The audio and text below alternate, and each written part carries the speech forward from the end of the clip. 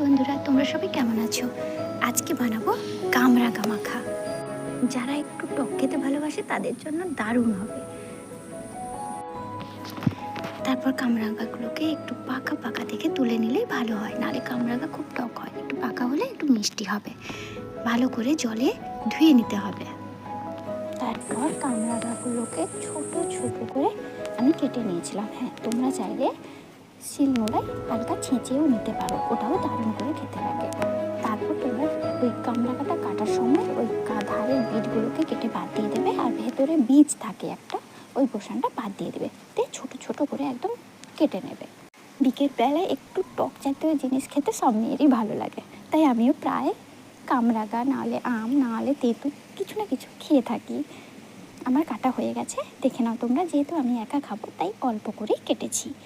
একটু লবণ দেবে, ভালো করে একটু বেশি করে লবণ দেবে প্রয়োজন মতো তোমাদের।